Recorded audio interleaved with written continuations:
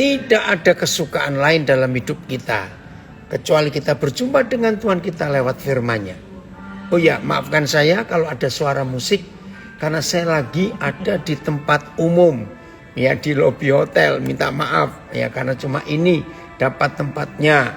Ya, makasih An, selamat pagi, selamat siang yang ada di Indonesia. Baik, tema kita hari ini tentang doa puasa. Saya mendahului dengan pernyataan ini.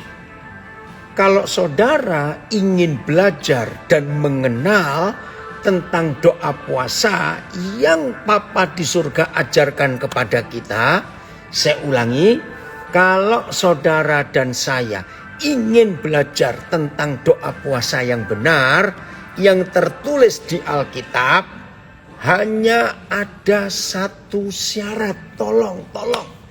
Aduh, kalau syarat ini tidak kita buang di hidup kita, maka sampai kapanpun saudara tidak akan pernah bisa mengerti puasa yang benar yang Papa kehendaki. Saya ulangi lagi, tolong dicatat. Dan saya tahu kalau ini dibongkar dan dibuka, akan jadi benturan dar yang keras sekali. Karena apa? Selama ini puasa yang saudara lakukan, saya nggak bilang kita, karena saya sudah tidak melakukan puasa itu hampir 40 tahun yang lalu saya stop. Apa itu? Saya ulangi lagi. Kalau saudara dan saya ingin mengenal dan mengerti puasa yang benar, yang tercatat di kitab suci kita, yaitu puasa yang berkenan kepada Bapa Yahweh kita yang di surga. Cuma satu syarat, tolong perhatikan. Bongkar, buang konsep puasa yang kita tahu dari agama-agama lain. Saya ulangi. Kalau saudara tidak menghapus total di otak saudara, di benak saudara tentang prinsip puasa yang selama ini gereja lakukan dengan mengadaptasi puasa agama-agama lain, maka sampai kapanpun saudara tidak akan bisa mengenal puasa yang benar.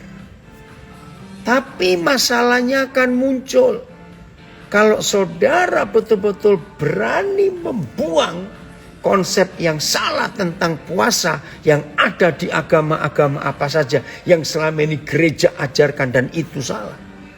Masalahnya cuma satu, benturannya keras saudara. Apalagi sudah bertahun-tahun melakukan puasa acara agama-agama lain.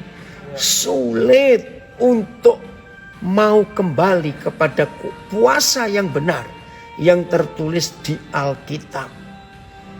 Nah, tapi bersyukur seandainya ada di antara saudara yang mau belajar tentang puasa yang benar seperti yang Alkitab ajarkan, walaupun saudara akan tergoncang karena ini akan dibongkar luar biasa. Hah? Saudara akan bilang, hah? Oh ya, kok begitu? Tapi saya minta, tetaplah bertahan sampai pelajaran ini selesai. Dan rendahkan hati untuk menerima kebenaran. Saya sudah mendahului ini ya. Maka itu kalau ada goncangan, jangan lari, jangan takut, diam dulu. Karena apa yang kita mau pelajari secara Alkitab, itu akan memporak-porandakan semua doktrin puasa yang selama ini saudara lakukan. Maafkan saya. Siap ya? Siap. Harus siap. Buang konsep yang sudah ratusan tahun ada di benak gereja tentang puasa yang benar. Yaitu karena puasa yang kita anut, dulu saya menganut, ya karena begitu diajarkan gereja. Itu adalah bentuk tidak makan dan tidak minum dalam motivasi menyiksa diri, menghampakan diri, mematikan hawa nafsu ketagihan manusia. Itu. Lalu tujuannya supaya Tuhan berbelas kasihan kepada umatnya ketika Tuhan melihat umatnya ini rela kelaparan dan rela kehausan. Demi minta sesuatu kepada Tuhannya. Nah, itu konsep global sederhana tentang puasa. Nah, tapi puasa kita itu bukan soal nggak makan, nggak minum. Saya mulai dengan firman ini. Suatu hari ketika murid-muridnya mengusir setan dari orang yang kerasukan setan, ya ternyata setannya nggak keluar. Lalu mereka datang kepada Tuhan Yesus, Guru, kenapa kami mengusir setan, setannya nggak keluar? Lalu begini jawaban Tuhan Yesus, jenis ini tidak bisa kamu lawan selain dengan doa dan puasa. Betul, itu firman Tuhan. Tapi firman jenis ini nggak bisa diusir tanpa doa dan puasa. Itu bukan berarti murid-muridnya suruh nggak makan, nggak minum saja. Bukan.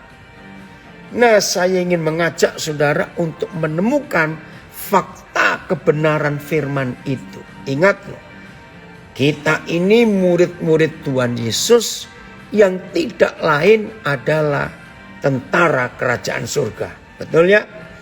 Yesus Kristus Tuhan itu panglima perang kita, komandan kita di dalam peperangan. Ingat itu. Nah, konsep ini yang akan menolong kita untuk mengerti firman jenis ini nggak bisa dilawan selain dengan doa dan puasa. Jadi saya mengajak saudara menggunakan sistem militer. Oke, ya saudara-saudara dikasih Tuhan, sistem militer. Begini bentuk sistem militer. Seorang komandan ketika memimpin prajurit atau anak buahnya berperang, tiba-tiba fakta ditemukan. Kekuatan musuh dilipat gandakan, persenjataan musuh ditambah, lalu formasi peperangan dari musuh itu lebih kuat. Maka komandan yang benar akan berkata kepada prajurit, ayo kita mundur sebentar. Nah, dalam bahasa Inggris itu kata retreat. Artinya ayo mundur sebentar. Nah, di dalam gereja sering ada kata retreat. Mari kita retreat. Saudara, kata retreat itu hanya untuk seorang komandan mengajak prajuritnya mundur sebentar. Nah, dalam bahasa militer itu namanya konsolidasi. Catat itu, ngerti ya konsolidasi? Itu bukan bahasa Inggris. Nah, tujuan konsolidasi itu ada 3. Ya, ulangi. Tujuan konsolidasi itu ada 3. 1, komandan akan memberikan informasi baru tentang kekuatan musuh. Dengan detail dan rinci, komandan akan memberikan kepada prajurit, begini loh musuh kita, begini kekuatan mereka, begini keadaan mereka. Nah, ketika komandan sudah memberikan informasi tentang keadaan musuh dan semua prajurit mendengar, maka hal kedua yang dilakukan oleh komandan kepada prajuritnya, iya betul Adon, ini anak saya di Instagram, wow betul. Nah, setelah informasi diberikan oleh komandan kepada prajuritnya, maka ada yang kedua, memberikan apa? Strategi. Bagaimana cara menghadapi musuh yang melipat gandakan kekuatan dan menambah persenjataan. Itu nomor 2. Nah, setelah informasi diberi, strategi diketahui dan dimiliki, maka yang ketiga, ya, harus terus ada komunikasi.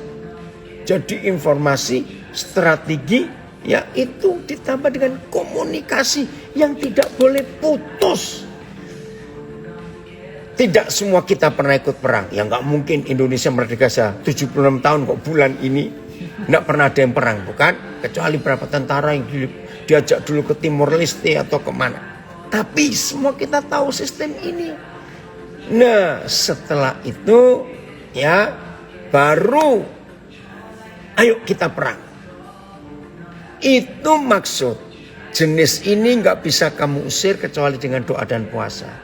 Jadi saudara, jangan cuma nggak makan dan nggak minum saja, tapi tetap budek dan tuli dari informasi komandan.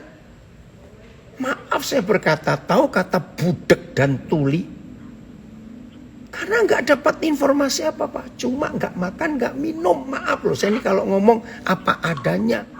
Nah kalau cuma puasa nggak makan nggak minum tapi nggak tahu informasi, nggak tahu strategi dan tidak berkomunikasi dengan komandan, maaf, modal perang gereja kayak begitu cuma mulut bau karena nggak makan nggak minum, maaf. Jangan tersinggung saya berkata seperti ini, maka itu salah. Jadi nggak makan nggak minumnya bukan nggak penting, tapi yang penting itu informasi, komunikasi, strategi, diberitahukan semuanya oleh komandan. Baru kita bisa perang. Maka itu kalau kita sudah puasa dan doa berhari-hari sekalipun, tapi kita nggak tahu strateginya bagaimana, ya hancur peperangan itu. Ingat pengalaman Daud. Bagaimana ketika Filistin menghadapi dia. Dia tanya Tuhan, komandan perangnya maju nggak? Maju. Akhirnya Daud menang. Nggak berapa lama mereka nyerang lagi. Daud tanya lagi, bagaimana? Maju atau tidak? Wih, lihat itu komandan perang kerajaan surga. Saudara tahu nama Yahweh Sebaot.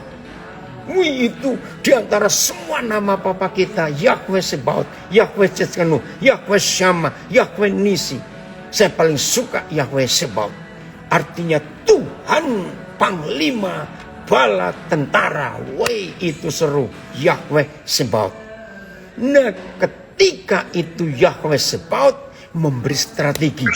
Daud jangan maju, tapi buat gerakan melingkar, tapi dari belakang. Itu perang model apa? Nah di situ Tuhan hadir dan Daud menang. Hal yang ketiga Daud alami waktu dia menyerang Siklag. Kalau saudara baca, dia tanya lagi, Tuhan maju enggak? Padahal semua orang sudah bilang, ya maju. Karena istri kami, anak kami diculik. Tapi Daud tanya, maju tidak? Daud menghargai panglima perangnya. Itu luar biasa. Begitu pula Musa. Dia tanya, Tuhan bagaimana ini? Nah maka itu kalau kita perang tanpa komunikasi yang benar pada komandan hancur. Ingat Yosafat dalam 2 Tawari 20 sama. Mereka berpuasa mencari Tuhan. Lalu seorang nabi tampil. Kirim barisan pertama pujian. Nah itu perang model apa kok pakai nyanyi? Tapi ingat bukan Yosafat akhirnya menang setelah doa puasa. Jadi bukan cuma doa dan puasanya saja yang diperlukan, tidak. Tapi mendengar instruksi, mendengar strategi, dan ada informasi komunikasi. Itu yang penting saudara. Maka itu kalau kita puasa cuma nggak makan nggak minum, ya pasti kita nggak bisa dengar apa-apa. Perang pasti kalah. Maka itu lihat kehidupan saudara kita para nabi di perjanjian lama. Begitu mereka bergantung penuh kepada Tuhannya untuk menantikan. Wih hebat sekali. Nah jadi lagi sekali bukan gak makan gak minumnya loh. Begitu pula puasa Ester 3 hari. Bukan cuma gak makan gak minum. Tapi Ester dapat strategi. Yaitu menghadap raja tanpa dipanggil. Wah hukum kerajaan itu permaisuri sekalipun, apalagi rakyat biasa tentara berani menghadap raja nggak dipanggil mati. Tapi setelah Ester puasa 3 hari, dapat instruksi, kamu maju. Walaupun kamu nggak dipanggil. Maka itu penasihatnya bingung. Bahaya itu ratu. Nggak apa-apa. Karena waktu aku puasa, Tuhan memberikan aku perintah. Maju. Walaupun tanpa dipanggil. Ada komen dari Siantar. Terkadang hal sepele yang ingin kita kerjakan atau lakukan tanpa bertanya pada Tuhan. Maka akan sia-sia atau gagal. Betul. Kalau hanya gak makan, gak minum, itu bukan puasa tapi diet ya. Betul. Tanpa mendengar instruksi, informasi, strategi, hancur peperangan itu. Oke, sekarang Musa.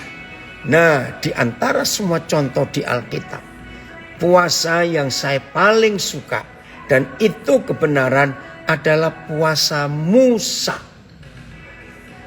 Saudara, Musa itu ketika dipanggil ke Gunung Sinai, ya kalau dalam bahasa Arab Torsina, itu Yahweh Tuhan gak bilang, Musa kamu naik dan puasa. Gak ada kata itu.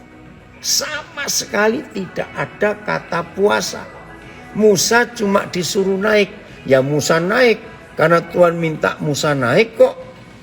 Nah begitu Musa naik, lalu hadirat Tuhan menguasai Musa 100%.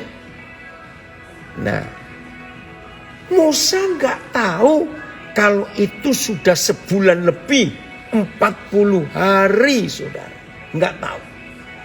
Nah, dengarkan kalimat yang saya temukan lewat perjumpaan Yahweh Tuhan dengan Musa.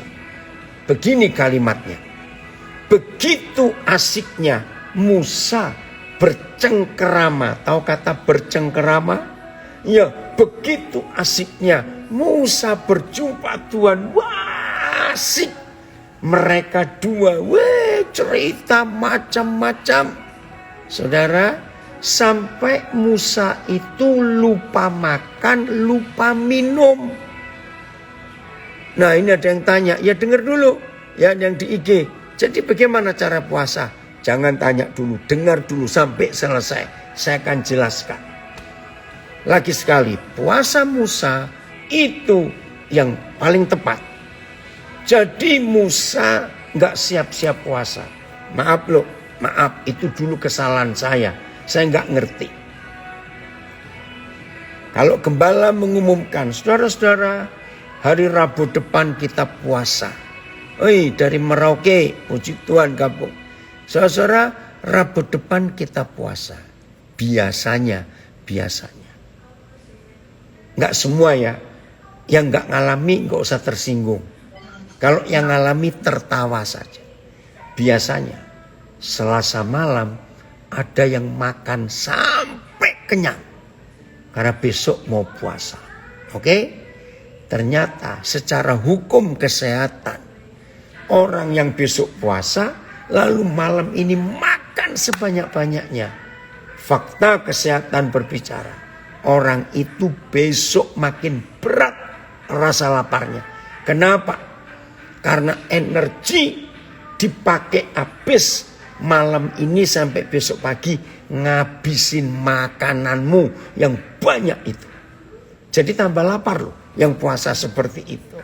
Nah sudah. Selasa malam makan banyak-banyak, Rabu puasa. Gembala memberitahu, saudara-saudara, jam 5 sore kita buka bersama-sama. Oke, tapi sepanjang hari itu yang diajak puasa sibuk kerja, sibuk sekolah, sibuk dengan HP-nya, sibuk dengan keliling sana keliling situ, hanya nggak makan, nggak minum. Begitu jam 3 perut sudah bunyi. Sabar ya, 2 jam lagi. Kan jam 5.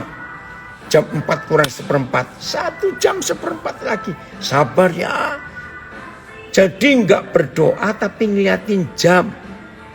Setengah 5. Puji Tuhan 30 menit lagi. Haleluya. Jam 5 kurang seperempat makin bunyi itu perut. Tunggu 15 menit lagi. Begitu kurang 5 menit, haleluya, haleluya, haleluya. Ngeliatin jam 4 menit, puji Tuhan 3 menit, puji Tuhan 2 menit. Begitu teng jam 5, Tuhan terima kasih Tuhan saya sudah puasa hari ini Tuhan. Oh Tuhan kau baik Tuhan, amin. Selesai puasa, ayo buka. Jam 5 buka, makannya segunung. Nah itu bukan puasa tahu. Itu cuma mindakan jam makan. Jam makan pagi lewat, jam makan siang lewat. Ditumpuk semua jam makan sore.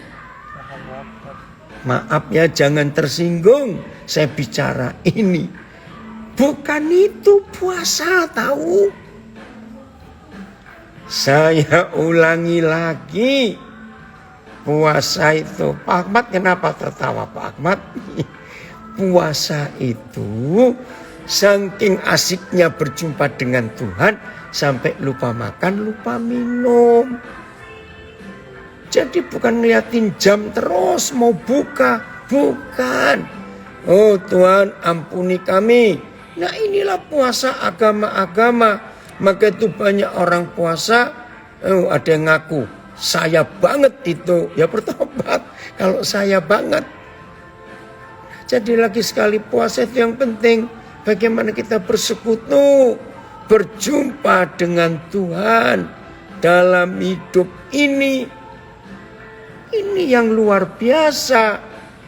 Nah, saya teruskan soal Musa, saudara kan kaget. Ternyata Musa juga nggak cuma nggak makan dan nggak minum. Oh, yang siantar katanya mau ketawa takut dosa. Sudah tertawa saja. Ngapain takut dosa? Ya, jadi saudara, ayo kita hidup berkenan kepada Tuhan. Nah, Musa nggak cuma nggak makan, nggak minum. Dia nggak tidur. Dia nggak mandi. Maaf, dia nggak BAB. Dia nggak kencing. Tidak. 40 hari itu Musa masuk di dalam kemuliaan Tuhan. Oh, yang di Zoom ada yang nulis. Begitu pas jam buka, rice cooker lupa dinyalain. Nasi makan mana sih mentah. Aduh, kasihan. Ya, jadi bukan begitu. Puasa ya. Nah, jelas ya. Jadi Musa itu 40 hari 40 malam itu seluruh metabolisme kemanusiaannya ditelan habis oleh kemuliaan hadirat yang maha kudus. Maka itu sampai enggak makan, enggak minum, enggak mandi, enggak kencing, enggak berak, enggak tidur.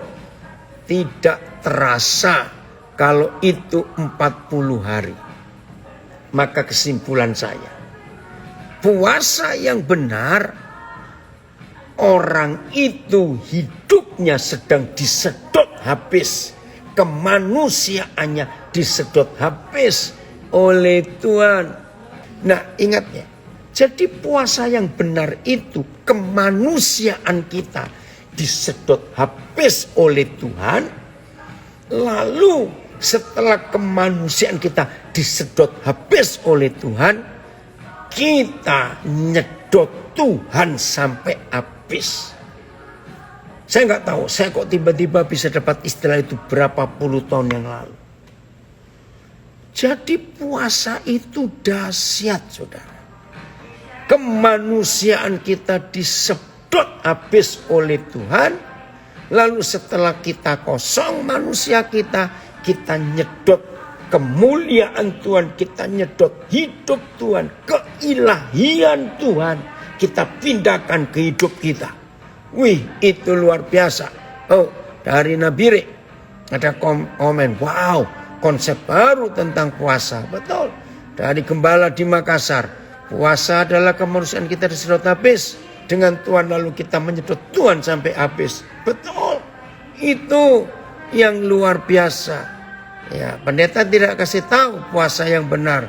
Oh, baru tahu hari ini. Puji Tuhan. Ayo kita belajar tentang puasa yang benar itu. Sekarang bayangkan apa hasilnya kalau kemanusiaan Musa disedot habis. dari mana saya bisa menemukan kalimat ini? Kemanusiaan Musa disedot habis, lalu Musa menyedot habis keilahian yang maha kuasa. Tertulis di kitab suci, ketika Musa selesai berjumpa dengan Tuhan, dia turun kembali dari gunung menemui umat Israel. Mereka kaget dan ketakutan. Musa bingung, karena zaman itu kan belum ada cermin. Musa tanya, ngapain kamu nutupi mukamu? Ada apa ini, ada apa? Musa nggak tahu. Ingat, mereka berteriak, aduh kami nggak tahan melihat wajahmu seperti sinar matahari. Aduh, itu yang luar biasa. Nah ini loh, karena Musa kemanusiaannya disedot habis, maka ketika Musa kosong, maka kemuliaan Tuhan, keilahian Tuhan masuk. Maka itu wajahnya bisa percaya. Karena 40 hari menyatu dengan matahari kebenaran itu pantas. Itu yang terjadi atas Musa. Puji Tuhan, ada yang komen, akhirnya saya tahu kebenaran ini. Betul, memang itu. Nah, saling jawab ini di Facebook, baru tahu pemahaman ini. Bergaul akrab dengan Yahweh sampai lupa semuanya. Betul. Ada yang komen lagi, jika motivasi puasa tidak benar, sia-sia di mata Tuhan. Betul. Terima kasih, puasa yang benar, bergaul intim dengan Yahweh sampai lupa segalanya. Ampuni kami Tuhan. Amin. Hari ini seorang hamba Tuhan dari Surabaya, hari ini belajar firman Yahweh tentang puasa yang benar. Betul. Nah ini ada yang ngaku, kadang saya sudah menjalankan puasa, tapi saya kadang gagal juga. Loh, nggak ada. Kalau puasa yang betul nggak ada kata gagal. Karena masalahnya bukan nggak makan, nggak minumnya. Masalahnya itu saudara sudah disedot oleh Tuhan belum kemanusiaanmu. Dan apakah saudara sudah nyedot habis keilahian Tuhan? Itu dia. Wow. Baru ini tahu tentang puasa Musa. Puasa yang benar. Puji Tuhan. Jadi saudara dalam segala keadaan, izinkan Tuhan menyedot habis kemanusiaan kita. Lalu dia izinkan kita menyedot keilahian Tuhan. Masuk ke hidup kita. Ini luar biasa. Hebat sekali ya kebenaran ini. Maka itu lakukan puasa yang benar. Jadi dengan kata lain, kalau saudara mau puasa, nggak boleh keluar kamar, nggak boleh kerja ini sibuk itu, bahkan handphonemu pun harus mati. Kita hanya menyendiri dengan Tuhan. Ada yang komen dari Balikpapan, dengan taat tanpa banyak tanya pada kehendak Yahweh setiap hari, maka kemanusiaan kita akan habis. Itulah puasa yang benar. Puji Tuhan, dapat pengertian yang baru hari ini. Haleluya. Ya, ada yang tanya, apa alasan Musa larang kita makan binatang haram? Karena binatang haram itu tidak sehat. Itu Tuhan ciptakan untuk makan sampah-sampah supaya bumi ini bersih. Oke ya, sebetulnya nggak perlu ditanyakan karena kita masih bicara soal puasa. Baik, kita lanjut. Keluaran 25 ayat 22. Maka itu setelah Musa berjumpa dengan Bapa di surga, ini hasilnya. Oke, lihat ini Keluaran 25 ayat 22. Kiranya ayat ini akan menolong semua kita. Tujuan puasa itu seperti ini. Lagi sekali, bentuk puasa yang Tuhan inginkan terhadap kita, gerejanya, murid-muridnya, anak-anaknya, itu sama sekali tidak boleh sama dengan puasa yang dilakukan oleh dunia.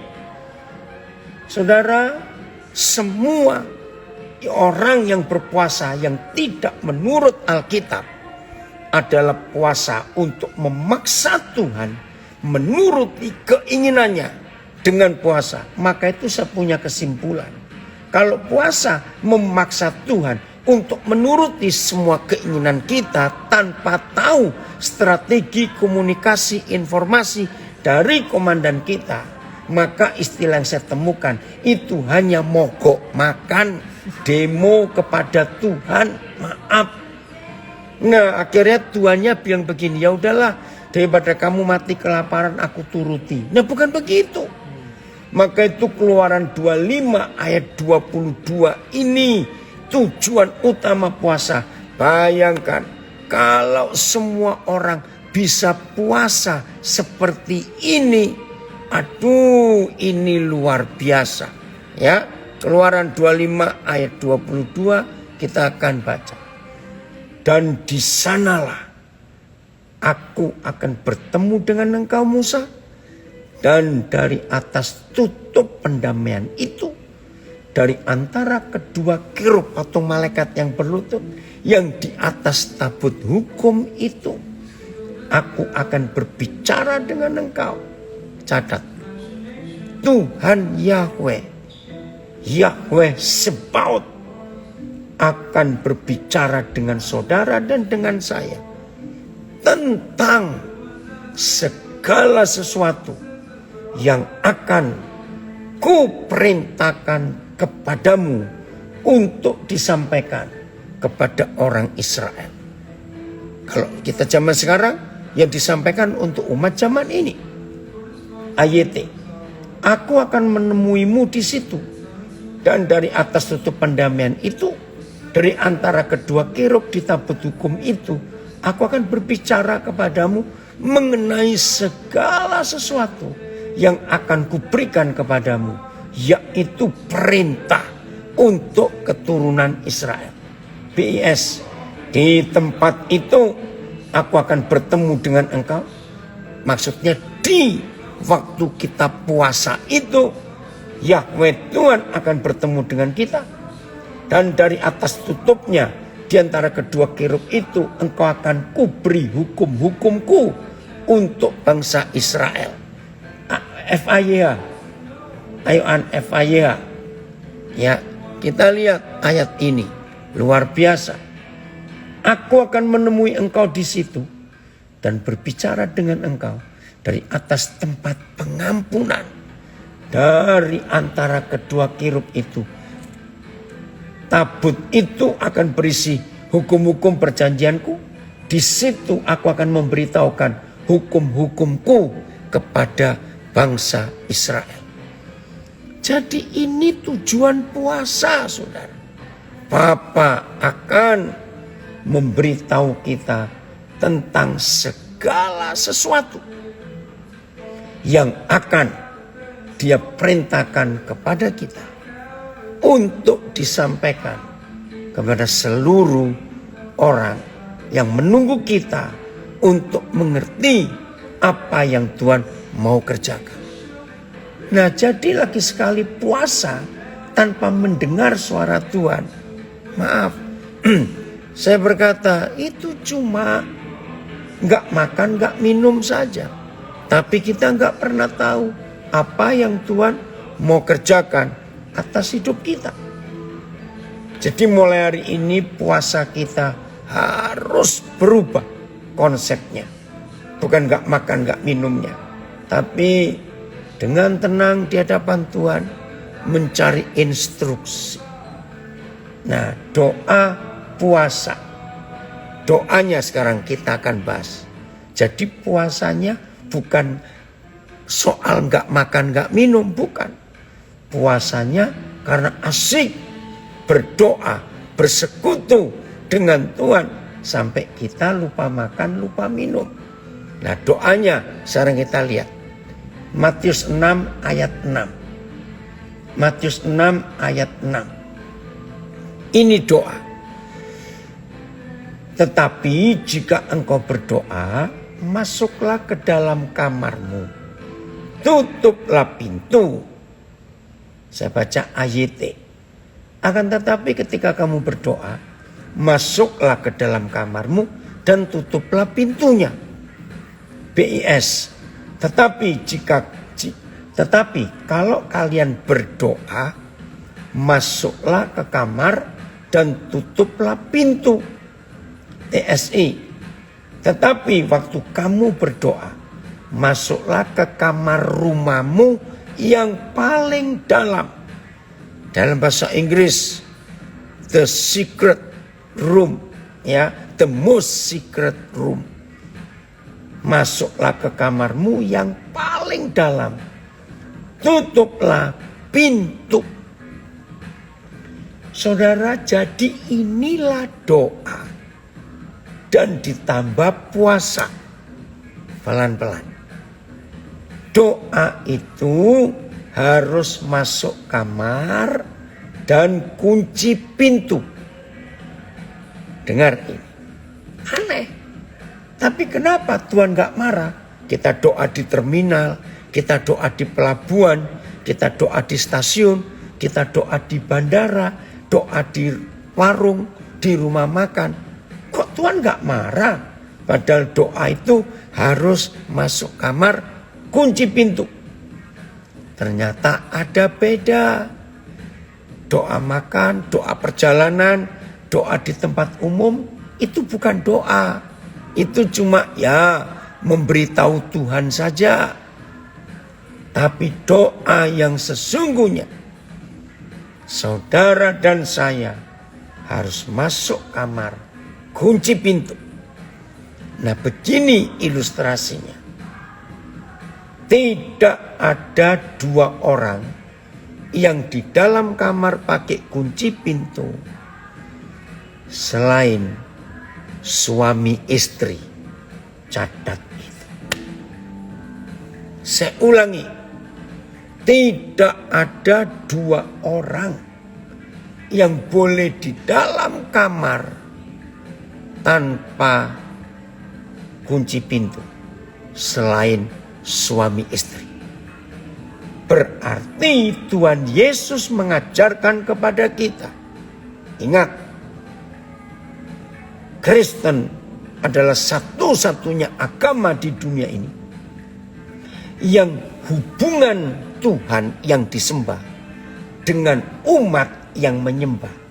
Menurut pelajaran kitab Efesus dan seterusnya, hubungan kita dengan Tuhan itu hubungan suami istri. Tolong dicatat. Wih, ini luar biasa, saudara. Hubungan suami istri. Maka itu hanya suami istri yang boleh di dalam kamar dan tertutup pintunya. Wih, ini luar biasa. Nah, sekarang bayangkan kalau puasa seperti itu, berarti kita itu sedang berduaan saja dengan Tuhan Yesus, mempelai surgawi gereja. Nah, bagi yang belum menikah pun bisa mengerti apa yang dibuat oleh suami istri di dalam kamar. Maaf, gak cuma masalah hubungan seks, tapi lebih dari itu. Ada yang komen, luar biasa. Berdoa sama dengan hubungan intim, ibarat suami istri. Betul. Ini luar biasa, saudara. Oke, terima kasih. Hamba Tuhan dari Pontianak menuliskan Efesus 5, 31-32. Sebab itu laki-laki akan meninggalkan ayah dan ibunya dan bersatu dengan istrinya, sehingga keduanya menjadi satu daging. Rahasia ini besar. Tetapi yang aku maksudkan ialah hubungan Kristus dengan jemaat. Terima kasih, Yongki. Nah, sekarang bayangkan. Kapan terakhir kali saudara dan saya begitu intim dengan Tuhan Yesus sampai seperti suami istri? Wow. Saya akan baca tulisan dari siapa? Elvi Mamangke. The most secret room. Intimacy with God. Kurang lebih seminggu ini Papi bahas tentang hal ini. Ini bukan kebetulan. Ini adalah instruksi Tuhan. Tuhan mau kita fokus. Jangan dibuat bimbang. Ya, jangan dibuat bimbang sama Tuhan. Makasih. Betul. Serius. kita dengan dia. Hanya berduaan saja. Saudara, sekarang saya hubungkan, mudah-mudahan ini saudara tangkap. Masih ingat ketika Maria bertanya kepada Gabriel, setelah Gabriel memberitahu dia akan hamil tanpa menikah. Masih ingat ya? Coba buka Lukas 1 ayat 35. Lukas 1 35. Wih, ini penting. Maka itu kalau kita punya hubungan intim dengan Tuhan Yesus, wih, ini luar biasa. Ya, jawab malaikat itu kepadanya. Ini setelah Maria tanya, bagaimana aku hamil belum menikah? Jawab malaikat itu kepadanya, Roh Kudus akan turun atasmu. Roh Kudus akan turun atasmu. Dan kuasa Tuhan yang maha tinggi akan menaungi engkau. Sampai hari ini saya belum pernah dengar khotbah dari hamba Tuhan yang lain kecuali almarhum Bapak Stefanus Damaris. Berapa puluh tahun yang lalu dia pernah mengajar. Dia berkata gini, izinkan saya mengganti. Roh kuasa Tuhan yang maha tinggi akan menaungi engkau. Ternyata dalam bahasa aslinya ada unsur. Nah ini pakai bahasa Indonesia. Maaf. Dan kuasa Tuhan yang maha tinggi akan meniduri engkau Maria. Izinkan saya menambahkan kalimat. Tapi jangan dianggap ini cabul atau porno. Bagaimana aku bisa hamil? Aku belum menikah. Roh Kudus akan meniduri kamu. Roh Kudus dan kuasa yang maha tinggi, akan menyetubui kamu Maria. Sebab itu anak yang akan kau lahirkan itu akan disebut kudus. Anak Tuhan. TSI. Dan malaikat itu menjawab, Roh Kudus akan datang kepadamu dan kuasa yang maha tinggi akan datang ke atas kamu. Sehingga anak kudus yang kamu lahirkan itu akan disebut anak Tuhan. Jadi jelas yang bisa membuat Maria hamil mengandung itu benih dari Roh Kudus. Luar biasa. Evaya, malaikat itu menjawab, Roh Kudus akan turun ke atasmu dan kuasa Tuhan akan menaungimu. Dengan demikian bayi yang akan kau lahirkan itu benar-benar suci, yaitu anak Tuhan. Aduh, luar biasa. Oke, Yakobus 4 ayat 5. Yakobus 4 ayat 5. Ini bagian terakhir. Roh Kudus luar biasa. Kalau saudara dan saya melakukan doa puasa seperti ini, dunia goncang, surga nyata. Janganlah kamu menyangka bahwa kitab suci tanpa alasan berkata, roh yang ditempatkan Tuhan di dalam diri kita diingininya dengan cemburu. Saudara, ini salah satu ayat yang saya menunggunya cukup lama, bertahun-tahun baru bisa mengerti. Apaan sih ini? Jangan kamu sangka kitab suci tanpa alasan berkata, roh yang ditempatkan Tuhan di dalam diri kita diingininya dengan cemburu. Nah, kalau ada kata diingini dengan cemburu, ini kan bicara suami istri.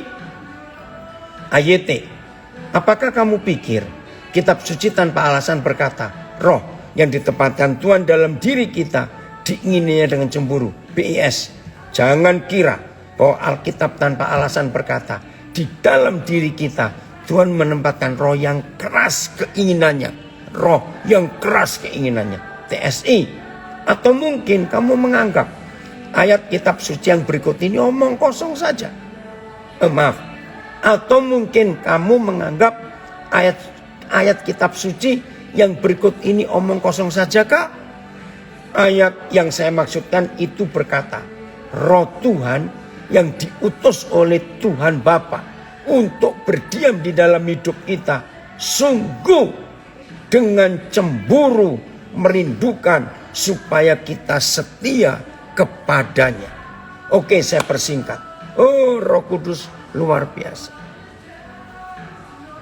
Oh, FYI, bukan tanpa alasan kitab suci mengatakan bahwa Roh Kudus yang ditempatkan Tuhan di dalam diri kita menuntut kesetiaan kita kepadanya. Saudara, kata cemburu, ingat, berarti Roh Kudus itu benih ilahi. Maaf, saya harus ngomong pakai kata ini. Roh Kudus itu, maaf, saya nggak ingin saudara berdebat ya. Kalau nggak percaya nggak apa-apa. Tapi izinkan saya berkata ini. Maria itu bisa hamil.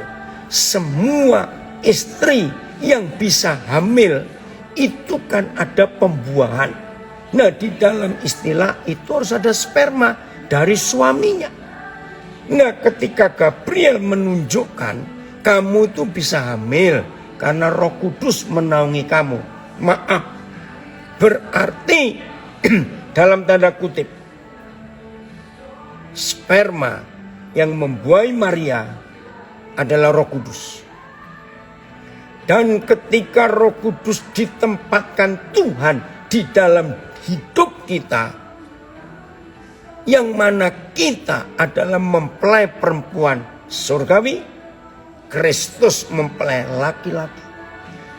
Jadi setiap kali saudara dan saya hanya berduaan di kamar yang terkunci pintunya, sebetulnya Roh Kudus Tuhan Yesus sedang membuai kita. Wih, itu luar biasa. Tolong catat. Berarti setiap kali kita berpuasa, saudara, Roh Kudus itu benih ilahi yang membuai kita. Maka itu dia inginkan dengan cemburu. Karena kalau kita sudah dibuai, Tuhan menuntut, mana anakku yang ada di rahimmu gereja, mana anakku. Maka itu seharusnya setiap kali kita melakukan doa puasa, sebetulnya Tuhan sedang membuai rahim gereja. Supaya lahir perkara-perkara baru dalam hidup kita. Dahsyat gak ini, saudara? Betapa indahnya kalau kita rajin puasa. Lalu Tuhan menaruhkan benih ilahi di hidup kita. Wow, itu dahsyat. Ayo tenang sebentar. Ya, tenang sebentar. Kalau kita dibuai, aduh, lahir perkara-perkara besar di hidup ini, saudara. Maka itu Yakobus 4 ayat 5, dia cemburu. Kalau kita sudah dibuai berkali-kali, maaf, tapi kita mandul. Woi, langsung ada yang komen, Pak Chandra Halim, amin, dahsyat, tidak mandul. Betul. Betul, Pak William Daniel Sengke, dahsyat, luar biasa Roh Kudus. Betul. Maka itu berapa kali kita sudah puasa? Ayo, setelah puasa kita bisa melahirkan sesuatu dalam hidup ini. Terima kasih Bapak. Ada banyak pekerjaan Tuhan yang belum selesai di muka bumi. Karena kita mandul. Tidak melahirkan apa-apa. Amin, Oscar. Terjadi di hidupmu. Imanmu hari ini memulihkan. Ada komen di Instagram saya. Setiap kali kita berpuasa, Roh Kudus itu benih ilahi Yahweh yang membuai kita sehingga melahirkan benih-benih rohani dalam kehidupan kita. Betul. Lahir anak-anak ilahi lewat hidup kita. Dari hasil doa puasa. Jadi jika tidak melahirkan, kita mandul, betul. Tuhan tolong kami. Ayo supaya kita semuanya mengalami pembuahan ilahi di rahim gereja. Terima kasih Tuhan untuk perkara dahsyat ini. Saudara, kembali kepada Bapak Pendeta Stefanus Damaris. Kira-kira tahun 74. Sampai hari ini saya belum pernah lagi dengar ada hamba Tuhan mengkhotbahkan tentang 300 istrinya Salomo dan 700 gundiknya. Saya itu belum pernah dengar sampai hari ini. Baru Om Damaris itu yang mengkhotbahkan kira-kira tahun 74 yang lalu. Ingat loh, Salomo punya satu permaisuri namanya Sulamit. Tapi dia punya 300 istri, 700 gundik. Jangan ditiru ya, jangan, awas kamu. Nah, Om Damaris berkata gini, saya percaya semua yang tertulis itu pasti ada maksudnya. Saya ulangi, setiap kali ayat itu tertulis, itu ada maksudnya. Saudara dengar, termasuk enggak kebetulan Tuhan menulis 300 istri, 700 gundik, itu pasti ada maksudnya. Saya pikir mau khotbah apa hamba Tuhan ini tentang 300 istri, 700 gundik. Ternyata ketika diuraikan, saya bertobat, total bertobat. Begini Om Damaris menguraikan. Maaf ya saudara, saya nggak ngomong cabul. Berarti total 1000 loh, gundik dan istrinya. Nah, kalau 1000, ayo kita hitung. Berarti satu persatu mereka itu bakal ketemu Salomo itu 3 tahun lebih baru ketemu sekali.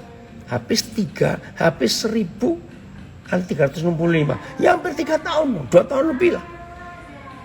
Tapi permaisurinya akan ketemu setiap hari.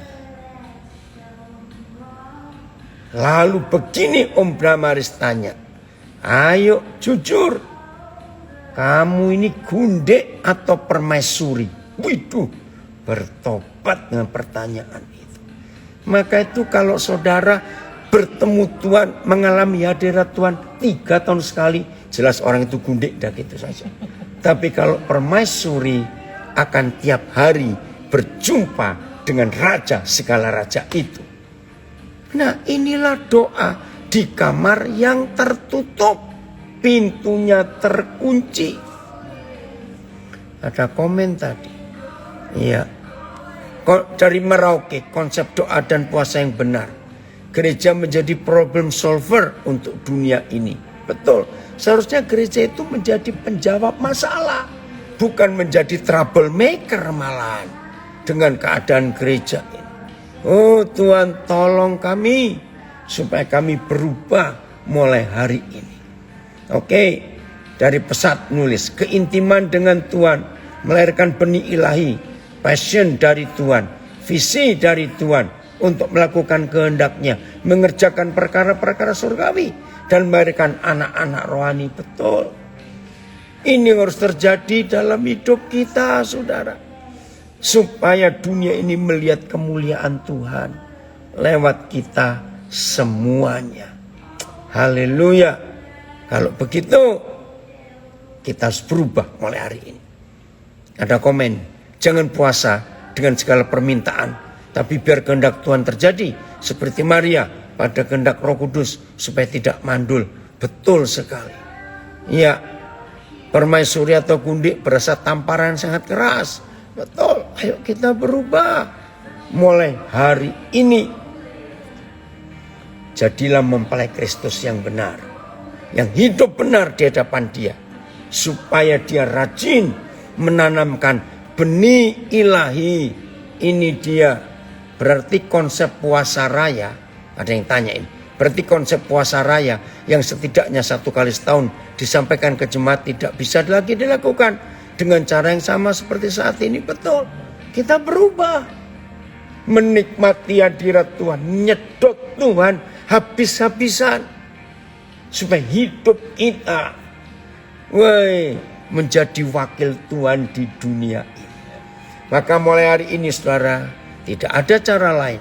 Kita harus berpuasa dengan cara yang benar, sendiri dengan Tuhan, menantikan informasi, instruksi, strategi dari Bapa di surga. Lalu kita akan tahu bagaimana gerak kita selanjutnya. Biarlah mulai hari ini pengalaman Musa terjadi dengan kita. Ayat terakhir, Keluaran 33, Keluaran 33 ayat 11. Keluaran 33 ayat 11. Mari kita lihat ayat ini sebagai ayat yang terakhir. Roh Kudus, kami mau mengalami perubahan dalam hidup ini. Ya, Keluaran 33 ayat 11 ini pasti bisa terjadi dengan kita. Ya. Ada yang komen dari Timika, tidak usah merencanakan untuk puasa, dengan ketemu Tuhan dan nikmati bersama Tuhan. Tidak sadar kita sedang puasa. Betul. Bergaul intim dengan Tuhan. Oke? Dan Yahweh berbicara kepada Musa dengan berhadapan muka, seperti seorang berbicara kepada temannya. Ayat, demikianlah biasanya Yahweh berbicara kepada Musa muka dengan muka. PS, Yahweh berbicara dengan Musa berhadapan muka, seperti orang berbicara dengan kawannya. Dan Yahweh akan berfirman kepada Musa muka dengan muka, seperti ketika seorang berbicara kepada temannya. Maaf, suami istri yang sedang berhubungan intim, maaf ya, pasti wajah ketemu wajah, bukan? Wajah suami ketemu wajah istri, bukan? Maka itu kalau Keluaran 33:11 menulis, ketika Yahweh Tuhan menemui Musa, cara mereka bicara itu wajahnya ketemu wajah. Ini luar biasa. Itulah suami istri, wajahnya ketemu wajahnya. Oh Tuhan, kami rindu itu terjadi dengan kami mulai hari ini. Kami rindu Bapak. Kalau Bapak bisa buat itu pada Musa, kami percaya Bapak bisa buat kepada kami semuanya. Karena kami ini gerejamu, mempelai Kristus yang benar. Roh Kudus akan menolong kita untuk berpuasa. Doa puasa dengan benar. Saudara dari Pesat yang mengawali semester baru dengan doa puasa. Ingat ya, bukan gak makan gak minumnya saja, tapi nantikan suara Tuhan. Saudara masih ingat lagu yang dikarang oleh seorang anak Tuhan namanya Alis Sampelean, sekarang jadi ibu gembala di Singaraja? Lagunya begini. Ku ingin mendengar suaramu Tuhanku, ku sadar diciptakan untuk rencanamu yang mulia. Ku serahkan hidupku padamu Yesus Rajaku, dan ku perhatikan kehendakmu padaku. Ku mau turut selalu dalam rencanamu Tuhan, sampai bumi penuh kemuliaanmu. Saya percaya saudara di Pesat tahu lagu itu. Itu lagu yang salah satu saya suka. Ku ingin mendengar suaramu Tuhanku. Haleluya. Ini yang saya bisa bagikan kepada kita semua. Tuhan Yesus memberkati, dan puasalah dengan benar. Haleluya. Maka bumi penuh kemuliaannya, karena semua kita diberi benih ilahi waktu kita berjumpa dengan mempelai laki-laki surgawi kita di kamar yang pintunya terkunci. Oh, luar biasa. Saya mau bacakan komen dari Surabaya. Puasa itu bukan cuma tidak makan dan minum, tapi kita bersekutu dengan Tuhan. Sebab kita butuh informasi, strategi komunikasi yang tidak boleh putus dari komandan kita, Tuhan Yesus. Kita belajar puasa Musa yang menyedot habis kekuatan dari Yahweh. Musanya bersekutu, menyatu, bergaul dengan Tuhan. Dan Tuhan akan berbicara tentang segala sesuatu perintah-perintahnya. Berdoa artinya bersekutu cuma dengan Tuhan Yesus. Roh Kudus tolong kami mengerti firman-Mu. Wah, kalau kita tidak menghasilkan anak rohani, kita disebut mandul. Betul. Haleluya. Tuhan Yesus memberkati kita semuanya.